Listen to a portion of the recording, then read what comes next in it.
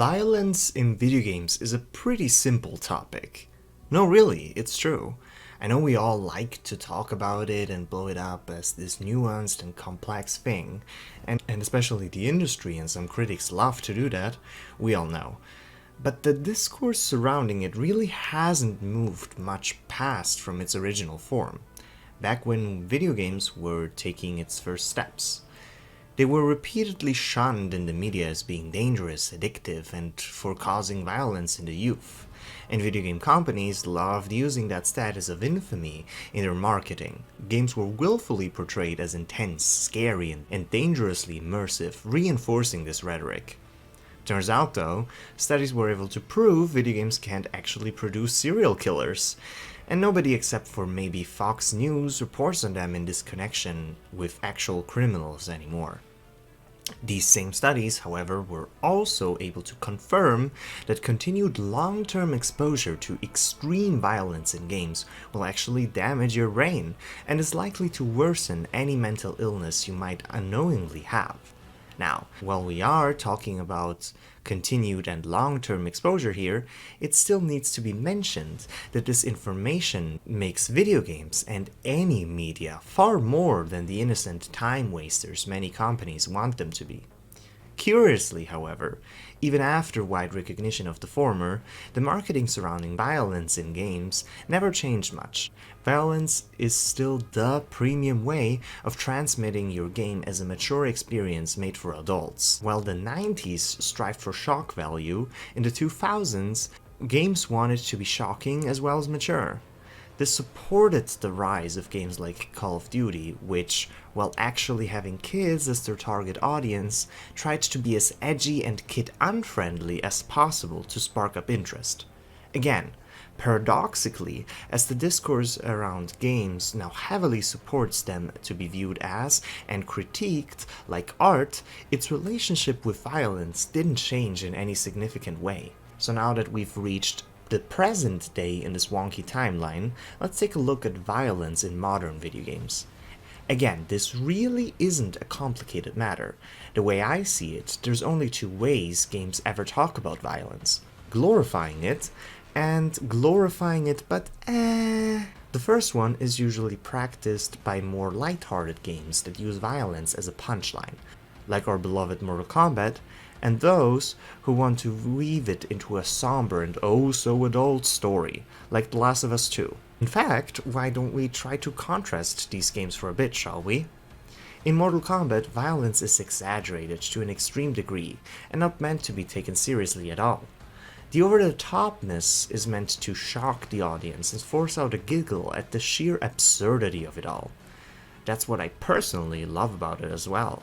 The characters get completely dismantled by each other, and then are completely okay again in the next minute. So, the violence is not only a gameplay element meant to be fun to perform, but also just an overall grotesque visual spectacle to be laughed at. Now, while The Last of Us 2 is a completely different game superficially, its usage of violence isn't really all that's distinguishable. Well, yes, bashing people's heads in is not played for laughs in this game. Damage done is permanent, and the things people do to each other are not supposed to be glorified. All that will never change that you, the player, are usually the one performing these horrid acts on others. And as the player, also called the consumer, you're not really supposed to feel bad for doing this. The game is still a game. You're supposed to feel thrilled, maybe scared, excited, and you're supposed to have a fun time playing the game. So while this violence is bad in a very broad sense, it's actually pretty superficial, because you never really feel the impact of it. Games from big studios are made to be easily digestible, easy to get through and keep you playing. There's no time for major roadblocks or frustration, not emotionally at least. And I know that many would now take offense to me cynically stamping these games out to be mere products meant to make money, but to those I have a simple question. If video games are art, shouldn't they be allowed to make you uncomfortable? Well, yes, but actually no. And even though the game's story, writers, marketing, and everything else surrounding it would like to make itself out to be this adult and artistic tale on violence and revenge, at its core, this is still a video game. Video games are art, but huge gaming companies don't sell art, they sell games. As such, the artistic integrity of it is secondary to its marketability and ease of consummation. And I know this sounds like I'm being way too harsh on this one game, but it really is just an example of a larger issue. If I'm supposed to have fun performing war crimes on people, what serious merits do you hold over criticizing those same actions? It's a shallow reveling in shock value, and then turning around and saying, "Oh, but wasn't that naughty?"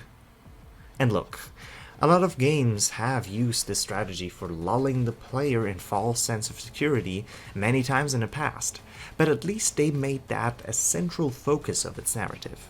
I'm just really damn tired of games shoving a gun in my hands, telling me the only way to interact with the game world is shooting things, and then calling me out for shooting things.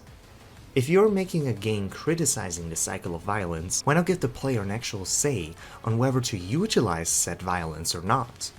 The reason we aren't given this choice most of the time is because players are dead set on having combat and RPG systems in most games, even if it interferes with their artistic goals. There are so many more things games can be than what mainstream media sells us, and their constant desire to be called art breaks this at all seams too.